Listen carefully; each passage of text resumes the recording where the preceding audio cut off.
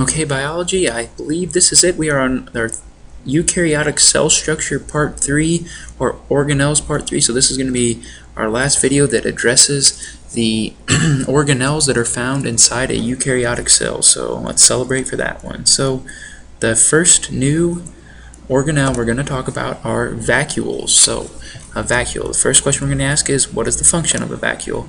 And a vacuole is responsible for storing materials such as water, salts, proteins, and carbohydrates. So they kind of look like just like a big sack inside the cell, and when you do with like a sack, you use it to store things, you use it to hold things. So the vacuole is responsible for storage such as water, salts, proteins, and carbohydrates. So this would be like the storage unit of the cell. I'm sure you guys all watch Storage Wars, so that's a great show. So this is, again, maybe related to Storage Wars. So vacuoles may be the storage locker of the cell. So they're just going to be used for storage. And plant cells, they have, in almost every single plant cell, there is a single large central vacuole filled with liquid. So if you look over there on the right, the arrow is pointing to a big, huge glob there, and that is very characteristic of a plant cell. You're going to see a very large vacuole in plant cells. And the reason why is the pressure of the central vacuole allows the plant to support heavy structures such as leaves and flowers. So it's not only used for storage in plant cells, it helps support their structures that they have. Then vacuoles are also found in some unicellular organisms and in some animals. The paramecium contains a contractile vacuole that pumps excess water out of the cell.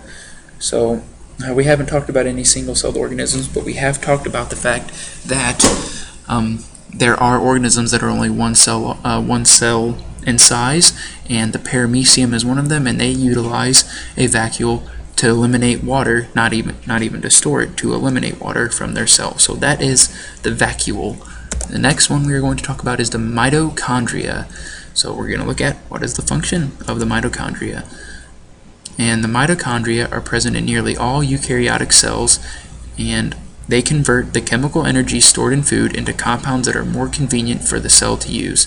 So basically, they create energy for the cell. They're going to be what is known as the powerhouse of the cell.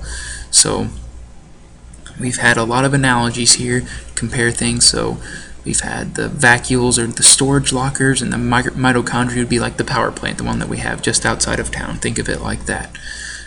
And kind of the structure of mitochondria, they're enclosed by two membranes, an outer membrane and an inner membrane, and the inner membrane is folded up inside the organelle. So if you look at this picture right there on the right, you can kind of see how those membranes are folded in on one another. So our next one is going to be chloroplasts. Now chloroplasts are only going to be found in plant cells, and they capture energy from the sunlight and convert it into chemical energy in a process called photosynthesis. So, and you and me, we do not have chloroplasts. We do not have chloroplasts. I repeat, humans and animals do not have chloroplasts. It is strictly plants are going to have these chloroplasts. And maybe a couple bacteria, but for now, just realize plants. And chloroplasts are kind of set up in a similar manner to mitochondria in the fact that they have two membranes, but the big thing, their big defining thing, their most important thing that they do is they contain the green pigment chlorophyll, which is responsible for photosynthesis. So that is chloroplasts. They're only, again, cannot repeat this enough, they are only found in plants. And so the next, and I think this might be our last thing, is the cytoskeleton. So cyto just means cell, C-Y-T-O, or maybe I'll type that up there. So cyto equals cell, and then skeleton, we all have a skeleton with our bones, so this is just a cell skeleton. And so the components of the cell skeleton, I go, okay, this is just kind of going over what I said. Eukaryotic cells are given their shape and internal organization by the cytoskeleton, form the same function that your skeleton does, shape and internal organization. And it's a network of protein filaments that help the cell to maintain its shape, and it also helps in some forms of movement, so we'll get into that in a second.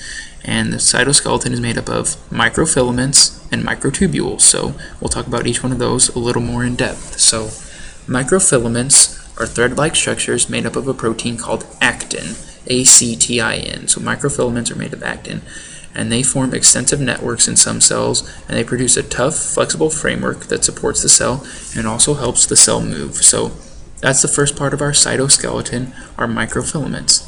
The next part are microtubules, and they are hollow structures made up of proteins known as tubulins. So tubule, tubulin kind of makes a little bit of sense. And they help the cell maintain their shape as well, and they are important in cell division. So we'll talk about that in a second, about what role they play in cell division. And they also are responsible for building projections from the cell surface known as cilia and flagella, and that enables some cells to swim rapidly through liquid. So cilia and flagella are going to be just way that cells move. So cilia are little tiny hair-like things, and flagella are long whip-like structures. So those are two things that are formed by microtubules. And the last thing, another thing microtubules do, I said that they were responsible for cell division. So remember, microtubules help in cell division, and they come together and they form what is known as a centriole. And a centriole is just a structure that helps organize cell division. So they are composed of these microtubules. So that is it for our organelles on the inside of the cell. Let me know if you have any questions.